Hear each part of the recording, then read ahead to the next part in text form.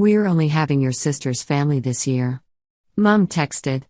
I typed back, "Have a good time." Dad added, "Some people just don't fit into our holiday plans." Sister agreed, "Finally a Thanksgiving without the awkward ones." Brother nodded, "Some family members just ruin the atmosphere." They had no idea I owned a $6 million estate. I invited everyone else, aunts, uncles, cousins they'd always excluded. When they saw our Thanksgiving photos online, my phone exploded with angry messages. But what they didn't know was earlier that day my father had shown up at my house demanding entry. When I refused, he broke my window and grabbed me by the throat saying, "You think you're better than us." My sister had kicked me in the ribs, adding, "Some people just need to remember their place." But security cameras caught everything. The text message came through on a Monday afternoon, 2 weeks before Thanksgiving, while I was reviewing contracts in my home office. The floor-to-ceiling windows overlooked the grounds of my estate, and I watched the gardeners working near the fountain as my phone buzzed. "Mom, we're only having your sister's family this year." I stared at the screen for a long moment. The casual cruelty of it shouldn't have surprised me anymore, but something about seeing it in writing made my chest tighten. "Me, have a good time." I kept my response brief because I'd learned years ago that engaging only gave them more ammunition. My phone buzzed again almost immediately. "Dad, some people just don't fit into our holiday plans." Then came my sister Madison's contribution. "Madison, finally a Thanksgiving without the awkward ones." My brother Tyler chimed in last, as he always did, following their lead like he'd done our entire lives. "Tyler, some family members just ruin the atmosphere." I set my phone down and returned my attention to the contract spread across my desk. The irony wasn't lost on me. Here I sat in a $6 million estate I'd purchased with my own money, and my family still treated me like the family embarrassment. They had no idea about this house. None of them did. After college, I'd moved across the state and rebuilt my life from scratch. That was 12 years ago now. I was 34 years old, and I'd spent over a decade building something real.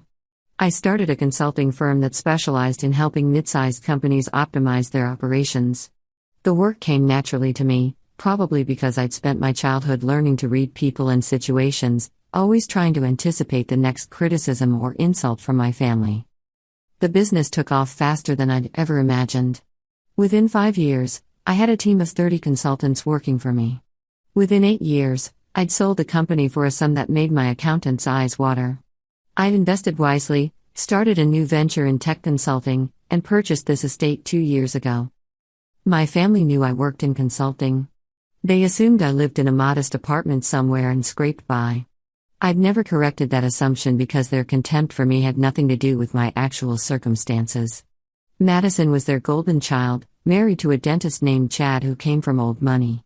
Tyler worked at a bank and had married his high school sweetheart, Brittany. They both lived in the same town where we grew up, close to our parents. I was the odd one out because I'd left. Because I'd chosen a different path. Because I wouldn't play their games anymore. My phone rang an hour later. It was my Aunt Diane, my father's older sister. "Rebecca, honey, did you hear about Thanksgiving?" Her voice carried that familiar mixture of sympathy and frustration. "I did. It's fine, Aunt Diane. I wasn't planning on going anyway. Your mother called me to make sure I knew Madison was hosting this year. She made it very clear that the invitation list was exclusive. I asked her what that meant, and she said they were only having immediate family." Aunt Diane paused. "I haven't been excluded from Thanksgiving in 40 years, Rebecca." I closed my eyes. "I'm sorry." "Don't you dare apologize for them." Her voice sharpened. "I called your Uncle Frank, and he got the same treatment. So did your Aunt Susan and Uncle Mike. Your mother told Susan that they were simplifying this year." An idea began forming in my mind. A delicious, satisfying idea. "Aunt Diane, how would you feel about having Thanksgiving at my place this year?" "Your place?" "Honey, I don't want you to go to any trouble. It wouldn't be trouble. I promise." I smiled, looking out at my grounds again. "I have plenty of space." "Well, if you're sure. That would be lovely. Should I tell the others?" "Actually, let me reach out to everyone. I want to do this properly." Over the next 2 weeks, I contacted every aunt, uncle, and cousin who'd been excluded from Madison's exclusive Thanksgiving. Aunt Diane and Uncle Frank. Aunt Susan and Uncle Mike. My cousins Jennifer, David, and Marcus with their families. Uncle Paul and Aunt Linda, my mother's brother and sister-in-law, who'd been married for 35 years. Even my grandmother's sister, Great-Aunt Dorothy, who was 87 and still sharp as a tack. Every single one of them said yes. I hired a catering company that specialized in high-end events. I arranged for a photographer because I wanted to remember this day. I had the house deep cleaned and decorated with elegant fall arrangements. The dining room in my estate could seat 24 people comfortably, and I had rented additional tables for the overflow into the adjacent sitting room. Nobody in my immediate family knew where I lived. I'd kept that information private deliberately. All my mail went to a P.O. box, and I'd been careful about social media. My profiles were locked down tight, with privacy settings that would make a cybersecurity expert proud. The morning before Thanksgiving, I was overseeing the delivery of rental chairs when my phone buzzed with a message from Madison. Madison, hope you have a nice quiet Thanksgiving alone. Maybe you'll finally understand that actions have consequences. I almost laughed. The projection was stunning. I'd spent my entire childhood and young adult life trying to figure out what I'd done to deserve their treatment. I was quieter than Madison, more bookish. I liked different things. I'd chosen a different college, a different career path, a different life. And for that, I was consistently treated as lesser than. Me, I'm sure I'll have a memorable Thanksgiving. You too. Madison, we always do. Some of us know how to maintain family bonds. I didn't respond. There was no point. Thanksgiving morning arrived cold and clear. I woke early and did a final walkthrough of the house. The caterers would arrive at 8. My guests would start showing up around 11. Dinner was scheduled for 2 in the afternoon. I was in the kitchen going over the menu with the catering manager when my security system chimed. Someone was at the front gate. I pulled up the camera feed on my tablet and felt my stomach drop. My father's car was idling at the entrance, with my mother in the passenger seat, Madison in the back, and Tyler driving behind them in his own vehicle. They'd found me? Somehow, they'd found me. I watched as my father pressed the intercom button. Rebecca, we know you're in there. Open this gate right now. My hands shook slightly as I pressed the talk button. How did you get this address? That doesn't matter. Open the gate. We need to talk to you. We don't have anything to discuss. I'm busy today. You're busy? My father's voice dripped with sarcasm. Doing what? Sitting in your little apartment feeling sorry for yourself? I'm not opening the gate. Please leave. Like hell I will. You've poisoned our entire extended family against us. Diane called your mother yesterday and uninvited her to their Christmas party. Frank told me I was a disgrace. Do you know what you've done? I invited family to Thanksgiving. That's what I did. You invited them despite us. My mother's voice came through now, shrill and angry. You're trying to turn everyone against their own family. You excluded them first. I just offered them an alternative. Open this goddamn gate, Rebecca. My father was shouting now. No. Leave, or I'm calling the police. Tyler's voice joined in. Just open it, Becca. Stop being dramatic. This is my property, and you're not welcome here. Leave. I disconnected the intercom and stood there, breathing hard. The catering manager looked at me with concern. Should I call the police? She asked. Not yet. They'll leave. But they didn't leave. For 20 minutes, they sat at my gate, taking turns pressing the intercom button. I ignored them, focusing on the preparations, but my hands wouldn't stop shaking. Then my security system sent me an alert. Motion detected at the east perimeter. I pulled up the cameras and watched in disbelief as my father climbed over the stone wall that bordered my property. The wall was 6 feet high, and he struggled, but he made it over. Madison followed, more nimble, landing in the flower beds on the other side. Tyler came last. Call the police now, I told the catering manager. Tell them there are intruders on my property. I watched on the cameras as they made their way toward the house. My father's face was red with rage. Madison looked around with obvious shock, taking in the manicured grounds, the size of the house, the luxury of everything. They reached the front door and began pounding on it. "Open up, Rebecca. Stop being ridiculous." I stayed in the kitchen, my phone in my hand. The 911 dispatcher confirmed that officers were on their way, but my property was in an unincorporated area, and the response time would be 15 to 20 minutes. I also called my property management company's emergency line and told them what was happening. The pounding continued. Then I heard glass shatter. They'd broken the window next to the front door. "Ma'am, you need to hide," the catering manager said urgently. "My staff and I can handle this." "No. Everyone stays in the kitchen. Lock the door behind me." I walked toward the front of the house, my heart hammering. Through the security cameras mounted in every room, I could see my father reaching through the broken window, trying to unlock the door from the inside. He managed it. The door swung open, and they burst inside. I met them in the foyer, keeping my distance. The security cameras would capture everything with crystal clarity, both video and audio. I'd had a state-of-the-art system installed, and I'd never been more grateful for it. Every angle was covered. "How dare you ignore us," my father said, advancing on me. His face was purple with anger. "You ungrateful, selfish, get out of my house. I've called the police. They're on their way." "Your house?" Madison laughed, but it sounded slightly hysterical. "This is your house? How? I work. I succeed at what I do. Now get out." "You're showing off." My mother's voice was shrill. "You're trying to make us look bad. Everything isn't about you. I bought this house because I wanted it. I invited people to Thanksgiving because you excluded them. Your actions led to this." My father started ranting about how I'd always been ungrateful, how I thought I was better than everyone. He paced back and forth, his anger building. Madison joined in, her voice getting shriller. Tyler stood near the door, looking increasingly uncomfortable but saying nothing. My mother kept talking over everyone, making excuses, blaming me. This went on for nearly 10 minutes. The cameras captured all of it. Their rage. Their entitlement. The way they prowled through my foyer like they owned it, touching my things, making demands. Then my father's anger reached its peak. "You've always thought you were better than us," he said, still moving closer. "Ever since you were a kid, acting like you were too good for this family. I never thought I was better. I just wanted to be treated with basic respect." "Respect?" He was right in front of me now. "You want respect? You think buying a big house means you deserve respect?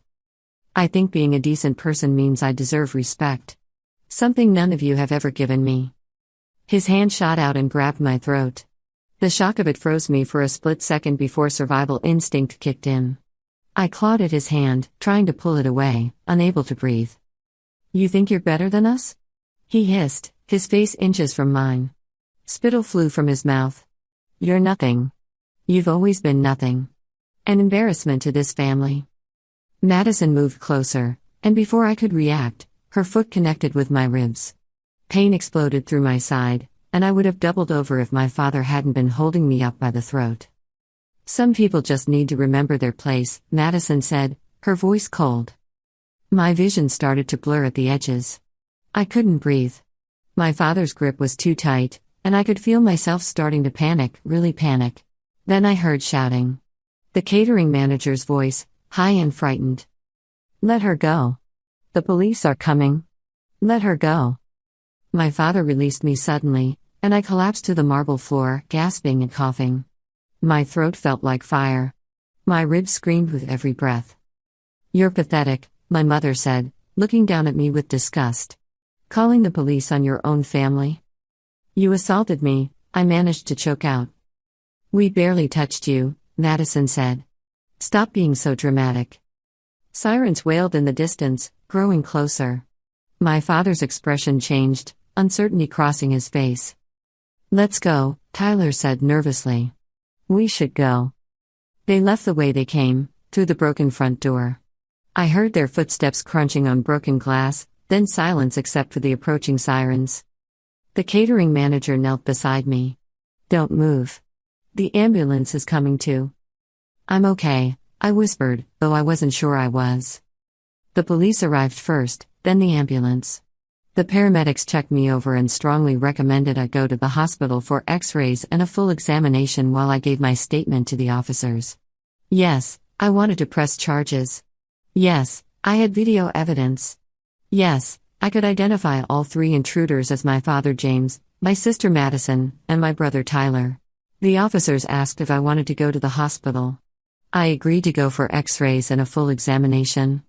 At the emergency room, they confirmed what the paramedics had suspected: my ribs were severely bruised but not fractured. My throat showed significant soft tissue damage. They photographed my injuries for the police report, gave me pain medication, and cleared me to go home. The whole process took 3 hours, but I was back at the estate by early afternoon, still in time to prepare for dinner. The catering staff were amazing. While I was at the hospital, they'd worked with the property management company I used for maintenance. One of the company's contractors lived nearby and owed them a favor. He came out and temporarily boarded up the broken window, then returned later with a replacement pane. By the time guests started arriving at 2 o'clock, the repair was complete. Aunt Diane came first, with Uncle Frank. Her eyes widened when she saw the house, then widened further when she saw the bruises forming on my neck. "Rebecca, what happened to you?" "My father happened. And Madison and Tyler. They broke into my house this morning." "What?" Uncle Frank's voice boomed. "They did what?" I gave them the abbreviated version. How they found out about my Thanksgiving plans. How they climbed over my wall when I wouldn't open the gate. How my father had grabbed me by the throat. How Madison had kicked me. "I have it all on video," I finished. "The police took copies. They're being charged with trespassing, breaking and entering, and assault." Aunt Diane pulled me into a careful hug, mindful of my injuries. "I'm so sorry, honey. I'm so sorry. It's not your fault. It's theirs." The other guests arrived, and the story spread among them in shocked whispers. Great-Aunt Dorothy, all 87 years of her, declared that my father had always been a bully and it was about time someone held him accountable. Uncle Paul looked like he wanted to drive over to Madison's house and give them all a piece of his mind. But I didn't want this day to be about them. I'd worked too hard to let them ruin it. "Let's eat," I said, raising my voice to get everyone's attention. "Let's have the Thanksgiving we all deserve." And we did. The food was incredible. The conversation flowed easily. My cousin's kids ran through the house, their laughter echoing off the high ceilings. For the first time in years, I felt like I was part of a real family. People who cared about each other. People who showed up for each other. The photographer captured it all. The long tables full of food. The generations gathered together. The joy and warmth that filled my home. After dinner, as people relaxed in various rooms, Great-Aunt Dorothy pulled me aside. "Your grandmother would be proud of you," she said. "She never liked how your father treated you. She told me once that you were the strongest one in the family because you never let their cruelty turn you cruel." Tears stung my eyes. I miss her. She knew you'd do great things. And look at you. You have. That evening, after everyone had left and the catering staff had cleaned up and departed, I sat in my living room with a glass of wine and looked through the photos. The photographer had sent me a preview gallery, and they were beautiful. Happy faces. Genuine smiles. Family. I selected my favorites and posted them to social media. I'd kept my accounts locked down for years, but tonight, I made the album public. I wanted my parents, Madison, and Tyler to see what they'd missed. I wanted them to understand what they'd thrown away. The first message came through within minutes. "Madison, what the hell is this? Mom, where was this taken? Tyler, is this really your house? Dad, call me right now." I turned my phone on silent and poured myself another glass of wine. The messages kept coming, popping up silently on my screen. I watched them accumulate, reading each one with a mixture of satisfaction and sadness. "Madison, you're showing off. This is pathetic. Mom, how dare you exclude your own parents? Tyler, way to make everyone look bad, Becca. Dad, this changes nothing. You're still the same disappointing person you've always been." Then came the messages from people who'd been at Madison's Thanksgiving. "Chad, Madison's husband, Madison is very upset. You should have told us you had money." Brittany, Tyler's wife, "This was really mean, Rebecca. You could have invited everyone." I didn't respond to any of them. Instead, I composed a single post and made it public. Grateful for the family who shows up for each other, who lifts each other up, and who knows that love isn't conditional on obedience or geography. Grateful for second chances and new beginnings. Grateful for people who see me for who I am, not who they want me to be. Happy Thanksgiving to everyone celebrating today. The post got hundreds of likes and comments within an hour. Relatives I hadn't seen in years commented with supportive messages. Friends from college reached out. Even some of my business contacts chimed in. My parents, Madison and Tyler, kept messaging. The tone shifted from angry to wheedling to angry again. "Mom, we're family. You can't just cut us off." "Dad, I may have overreacted this morning. We should talk." "Madison, you're being incredibly immature about this." "Tyler, Mom's crying. Are you happy now?" I finally responded to the group chat, the same one where they'd excluded me from their Thanksgiving plans. "Me, I've pressed charges against Dad, Madison, and Tyler for what happened this morning. The assault was caught on camera. If any of you contact me again, I'll pursue restraining orders. Lose my number." Then I blocked all of them. The next morning, I woke to find my phone flooded with messages from relatives who weren't blocked. They'd heard about the assault through the family grapevine, and they were horrified. "Aunt Diane, please tell me you're okay. Frank and I want to come check on you." "Uncle Paul, I spoke with a lawyer friend. He said you have a strong case. Let me know if you need anything." "Cousin Jennifer, I can't believe they put their hands on you. I'm so sorry, Becca." I spent the morning responding to messages and reassuring everyone that I was fine. The bruises on my throat were darker now, ugly purple and yellow marks that would take weeks to fade. My ribs hurt when I breathed deeply, but the paramedics had been right. Nothing was broken. The police called around noon. They'd arrested my father, Madison, and Tyler that morning. All three were being charged with criminal trespassing, breaking and entering, and assault. My father faced an additional charge of aggravated assault due to the strangulation. The bail hearing was scheduled for the following Monday. The prosecutor wanted to know if I'd be willing to testify. "Absolutely," I said. My lawyer, whom I'd called the night before, had already filed for restraining orders against all three of them. With the video evidence and the police report, he was confident they'd be granted. Over the following days, I learned through Aunt Diane that chaos had erupted in my parents' house. My father had been denied bail after the prosecutor argued he was a danger to me and had shown willingness to violate court orders by trespassing on my property. He'd remain in county jail until trial. My mother was furious that I'd actually followed through with charges. Madison was beside herself because Chad was questioning their relationship after seeing her on camera kicking me. Tyler was terrified about potentially losing his job at the bank if he got convicted of a crime. My father, characteristically, was doubling down. According to Uncle Frank, who'd visited him in jail once out of a sense of family obligation, Dad was telling anyone who'd listen that I'd provoked them, that I'd bought an expensive house just to embarrass them, that I was a spoiled brat who'd turned their back on their family. The extended family wasn't buying it. Most of them had experienced my parents' and siblings' behavior firsthand over the years. They'd watched me be excluded, dismissed, and belittled at family gatherings. The video I'd shared with my lawyer, and which had somehow made its way to several family members, was just confirmation of what they'd always suspected. Christmas came and went. I spent it with Aunt Diane, Uncle Frank, and a handful of cousins. We had a quiet celebration at their house, and nobody mentioned my parents or siblings. It was peaceful in a way holidays had never been for me before. The court date was set for early September, 9 months away. My lawyer was negotiating with the prosecutor about a plea deal for Madison and Tyler, but my father was refusing to accept any terms that included admitting guilt. Madison and Tyler were willing to plead to lesser charges, but the prosecutor wanted them to cooperate against my father, and they were torn between family loyalty and self-preservation.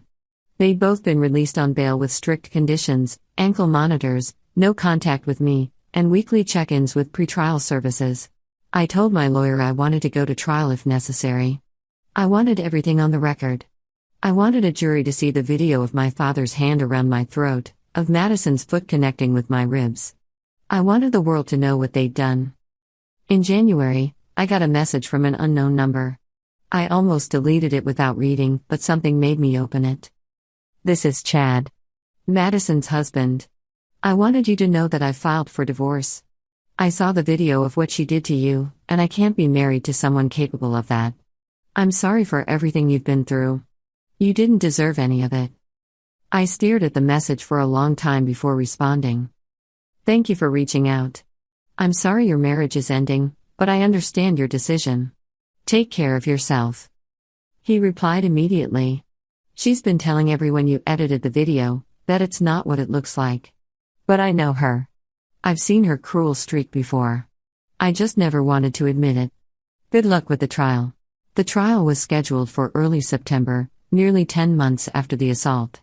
My father had rejected another plea offer, insisting he'd been defending himself against my hysterical behavior. The prosecutor was almost gleeful. With the video evidence, he said it was one of the strongest cases he'd ever had. The weeks leading up to the trial were surreal.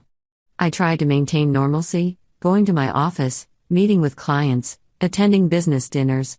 But the bruises on my throat took 3 weeks to fade completely, and every time I looked in the mirror, I was reminded of my father's hands cutting off my air supply. The rib pain lingered even longer. Certain movements, reaching for something on a high shelf, twisting to look behind me, sent sharp reminders through my torso. My therapist, whom I'd started seeing 2 weeks after the assault, said I was experiencing symptoms of trauma. Hypervigilance, she called it. I'd installed additional security measures at the estate, more cameras, motion sensors on every window, a direct line to a private security company that could have someone at my house within 5 minutes. I knew it was excessive. The restraining orders were in place. My father was in jail awaiting trial, forbidden from having any contact with me whatsoever. But knowing something logically and feeling safe were two entirely different things. Aunt Diane visited often during this period. She'd bring dinner and we'd eat together in my kitchen, talking about everything except the upcoming trial. She told me stories about her grandchildren, about the cruise she and Uncle Frank were planning for their anniversary, about the book club drama in her neighborhood. Normal things. Grounding things. One evening, she broke the unspoken rule and brought up the trial directly. "Are you scared?" she asked, setting down her fork. I considered lying, then decided she deserved honesty. Terrified. Of seeing him again. Of having to relive it all in front of strangers. Of the possibility that somehow, despite everything, he might walk away from this. "He won't," she said firmly. "The video doesn't lie, Rebecca. The jury will see exactly what kind of man he is. Mom's going to testify for him. She's going to try to make me look like the villain." Aunt Diane's expression hardened. "Your mother has been making excuses for his behavior for 40 years. This is just more of the same. But the difference is, this time there are consequences she can't talk her way around." She reached across the table and took my hand. "Your father was always the golden child in our family. My parents spoiled him rotten because he was the baby, the only son after 3 daughters. He grew up believing the world revolved around him, that his anger was justified, that other people existed to serve his needs. I watched him bully you your entire childhood, and I'm ashamed I didn't do more to stop it." "It wasn't your responsibility to fix him," I said quietly. "Maybe not. But I could have been louder. I could have called him out more. I could have made sure you knew that his treatment of you wasn't normal or acceptable." She squeezed my hand. "I'm calling him out now. I'm testifying for the prosecution." I stared at her. "What?" "The prosecutor contacted me last week. He wanted to know about your father's history of anger, of controlling behavior." I told him everything. How he screamed at you when you were 8 because you didn't want to play softball. How he tore up your college acceptance letters because you chose a school he didn't approve of. How he refused to attend your graduation because you betrayed the family by moving away. Her voice shook with emotion. "I'm done protecting him. I'm done with all of them." I felt tears burning in my eyes. "Thank you. You don't need to thank me for doing what I should have done years ago." The prosecutor had built a comprehensive case. Besides the video evidence and my testimony, he had the catering manager who'd witnessed everything. He had the 911 call recordings. He had my medical records documenting the injuries. And now he had Aunt Diane, ready to testify about my father's pattern of aggressive behavior. Uncle Paul had also agreed to testify. He'd been present at a family gathering 5 years earlier when my father had shoved me into a wall during an argument about politics. Uncle Paul had stepped between us that day, and my father had turned his rage on his brother-in-law instead. The incident had caused a rift between the families that had only recently begun to heal, and only because my mother had begged Uncle Paul's wife to forgive them. "Your father has always been a powder keg," Uncle Paul told me over coffee one afternoon. "I've watched him explode over the smallest things. A disagreement about a football game. Someone contradicting him at dinner. The way someone parked their car. He's got a pathological need to dominate every situation, every conversation, every person around him. Why did everyone put up with it for so long?" I asked. He sighed heavily. "Fear, mostly. Fear of being cut off from the family. Fear of becoming his next target. Your mother's an expert at smoothing things over, at making excuses, at convincing everyone that if we just don't rock the boat, everything will be fine." He looked at me directly. "But you rocked the boat, Rebecca. You got successful without his permission. You built a life he couldn't control. And that made you dangerous to him." The realization settled over me like a cold blanket. My father hadn't attacked me because I'd excluded him from Thanksgiving. He'd attacked me because my success, my independence, was a direct challenge to his authority. By thriving without him, I'd proven that his approval wasn't necessary. That his control was an illusion. And he couldn't tolerate that. Madison and Tyler eventually accepted plea deals in July, 2 months before the trial. The breaking and entering charges were reduced as part of the negotiation. They each pleaded guilty to misdemeanor criminal trespass and simple assault. They received probation, community service, and were required to take anger management classes. They also had to pay restitution for the broken window and my medical expenses. My father went to trial in September. The video was played for the jury. All 14 minutes of it, from the moment they broke in until the moment they left. The minutes of them ranting and raging through my house, touching my belongings, making threats. My father's hand around my throat. Madison's kick. The catering manager screaming for them to stop. Me collapsing on the floor. I testified for 3 hours. The defense attorney tried to paint me as vindictive, as someone who deliberately provoked my family by posting photos online. He suggested I'd bought the house specifically to make them look bad. "I bought the house because I wanted a home," I said simply. "I worked hard for 20 years to be able to afford it." My family's opinions about my success weren't part of that equation. "But you excluded them from your Thanksgiving celebration," the attorney pressed. They excluded themselves. And they excluded a dozen other family members from their celebration. I simply offered an alternative gathering for the people they'd uninvited. And posting those photos online? That wasn't meant to antagonize them? I posted photos of a happy family gathering because I was proud of the day we'd had. If that antagonized them, they should examine why other people's happiness makes them angry. The jury deliberated for less than 3 hours. Guilty on all counts. My father was sentenced to 6 years in prison, with the possibility of parole after serving 4 years. The judge made it clear that strangulation was one of the strongest predictors of future deadly domestic violence, and he took it seriously. The breaking and entering, the complete lack of remorse, and the pattern of violent behavior Aunt Diane and Uncle Paul had testified about all factored into the sentence. "You invaded your daughter's property, destroyed her window, broke into her home, and violently assaulted her," the judge said. "The video evidence shows a sustained attack driven by rage and entitlement. You showed no remorse, no understanding of the severity of your actions. This court hopes that your time in prison will give you the opportunity to reflect on your behavior and seek help." My mother was in the courtroom. She testified as a character witness for my father, tearfully insisting he was a good man who'd just lost his temper. When the verdict was read, she turned to look at me with pure hatred in her eyes. I looked back at her calmly. I felt nothing. No anger, no satisfaction, no sadness. Just emptiness where my family used to be.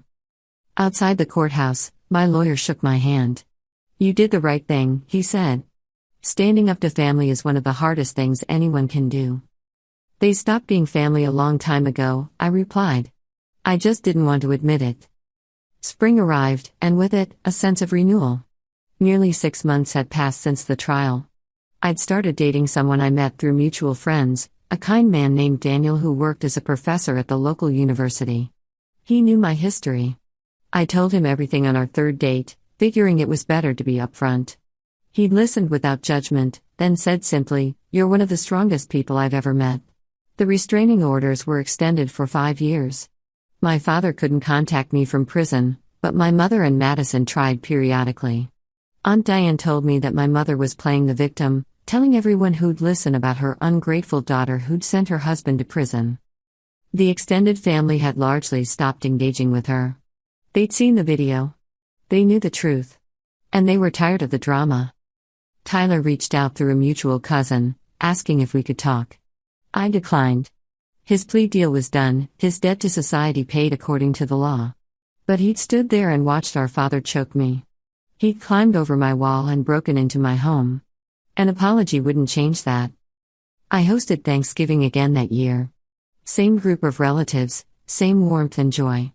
This time, Daniel was there too, charming my aunts and playing football in the yard with my younger cousins.